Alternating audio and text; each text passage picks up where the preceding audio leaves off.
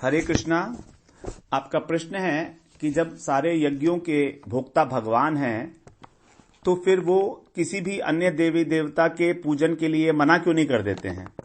और भगवान ये भी कह रहे हैं कि जो फल मिलता है वो भगवान ही देते हैं। तो जब भगवान ही फल देते हैं और देवी देवताओं के पूजन को वो अविधि पूर्वक बता रहे हैं तो वो सीधे सीधे ये क्यों नहीं बोल देते हैं कि तुम मेरा पूजन करो, मेरा ही भजन करो एकमात्र। तो यहां पर उसके कई कारण हैं। जैसे सबसे पहले अगर हम देखें कि सबसे पहले जो हमारी जो मनुष्य है उसको भगवान ने स्वतंत्रता दी है, उसको विवेक दिया है। तो उसको स्वतंत्रता दी है भगवान ने, एक लिमिटेड स्वतंत्रता है। वो अपने भले और बुरे के बारे में विचार कर सकता है, ये विचार करने की स्वतंत्रता दी है। क्योंकि जैसा प्रभु जी ने बताया है कि हम लोग कैसे हैं, भगवत परतंत्र स्वतंत्र हैं। तो स्वतंत्र हैं हम लोग। तो अगर वो भगवान हमसे स्वतंत्रता ले लें तो वो कभी भगवान किसी भी मनुष्य की स्वतंत्रता में कभी भी हस्तक्षेप नहीं करते। अगर वो गलत सोच रहा है तो वो उसको ये प्रेरणा नहीं देंगे कि ये तुम गलत सोच रहे हो, क्योंकि वो तो कहेगा कि ये गलत सोचने की प्रेरणा भी तो आपने ही दी है, भगवान ने दी है। जैसे दुर्योधन ने कहा था कि मैं तो जानता हूं धर्म क्या चीज है और अधर्म क्या चीज है, लेकिन मेरी रुचि जो है अधर्म में ही हो रही है और आप मेरे हृदय में बैठकर उसी के अंदर मेरे को प्रवृत्त करा रहे हो। तो इस प्रकार से भगवान कभी भी किसी की स्वतंत्रता में हस्तक्षेप नहीं करते। अगर स्वतंत्रता में हस्तक्षेप करेंगे तो जो एक आत्मा का स्वभाव है, चेतना, वो फिर वो जड़ हो जाएगी। फिर तो वो जड़ की तरह से बिहेव करने लगेगा, आत्मवस्तु जो है। तो इसलिए भगवान हमेशा उसके जो स्वभाव है, जो उसके संस्कार हैं, उसी के अनुरूप ही प्रेरणा करते हैं। अगर कोई व्यक्ति तमोगुणी है और भगवान उसको अगर सत्वगुण की प्रेरणा देंगे भी तो क्या वो सुनेगा? क्या हम भी सुनते हैं कभी किसी की बात? हमारे बड़े लोग कुछ बोलते हैं, लेकिन हमारा अगर स्वभाव है तोड़फोड़ करने का तो हम तो भी तोड़ते हैं, तोड़ भी फोड़ते हैं सामान को, है ना। तो इस प्रकार से स्वभाव के अनुसार ही प्रेरणा होती है। और स्वभाव हमारा बनता है पुराने जन्मों के संस्कारों के वश में, राजसिक, तामसिक और सात्विक तीनों का जो मिश्रण है। तो नंबर 1, स्वतंत्रता में हानि हो जाएगी अगर भगवान ये कहेंगे, सीधे आदेश देंगे। और दूसरे, हम उसका आज्ञा का पालन करेंगे नहीं तो भगवान की अवज्ञा भी हो जाएगी साथ में। अच्छा, तीसरी बात यह है कि हमारा जो इस जगत में आए हैं हम, इसका कारण ही यही है कि हम जो है विषयों को भोगना चाह रहे थे। हम स्वयं भोक्ता बनना चाह रहे थे, हम स्वामी बनना चाह रहे थे। कल्याणकारी है भगवान, हमको वही वस्तु देंगे जो हमारे कल्याणकारी है। वो वस्तु कभी भी नहीं देंगे जो हमारे लिए अकल्याणकारी है। जबकि देवी देवता हमेशा वो वस्तु भी दे देते हैं जो हमारे लिए कल्याणकारी नहीं है किसी भी प्रकार से। अब यद्यपि देवी देवता जो है वो सारे ऑथराइज्ड हैं भगवान के द्वारा ही, क्योंकि अल्टीमेटली जो फल प्रदाता वही है भगवान, और वो देवी देवता के थ्रू हमको दे रहे हैं। तो दूसरे चौथे अध्याय में बताएंगे भगवान की देवी देवता की पूजा करने से हमको शीघ्रता पूर्वक उसकी प्राप्ति होती है। जैसे देवी की उपासना करो, शिव जी की उपासना करो तो वो जल्दी ही हमको सब कुछ मिल जाएगा। और भगवान तो जल्दी भी नहीं देंगे और जो हमारे लिए कल्याणप्रद है वही देंगे।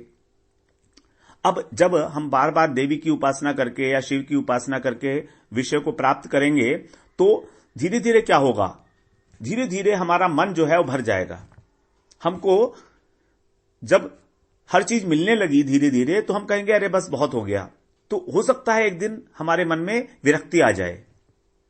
तभी विरक्ति आएगी जब हमारे भोग पूरे हो गए, हमारा सुख की इच्छा, भोगने की इच्छा पूरी हो गई। तो जब हम लोग कर्म विषयों का भोग कर लेंगे तो उससे हमको उपरति हो सकती है। इसीलिए देवी उपासना को भगवान ने या देवता की उपासना को भगवान ने मना नहीं किया, लेकिन अविधि पूर्वक बोल दिया। अविधि पूर्वक का मतलब है कि तुमको बार बार इस संसार में आना पड़ेगा उनकी उपासना करोगे अगर, क्योंकि वो कर्म का अंग है।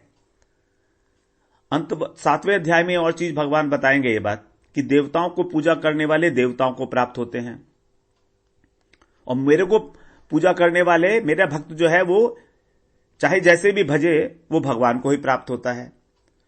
फिर दूसरा 7वें अध्याय में भगवान ये भी बताएंगे आगे कि जो सकामी भक्त विषयी भक्त नहीं कह सकते हो, जो विषयी व्यक्ति जिस जिस देवता की जिस जिस प्रकार से श्रद्धा से पूजा करता है, उसकी श्रद्धा को भगवान बढ़ाते हैं, स्थिर करते हैं उसी देवता में।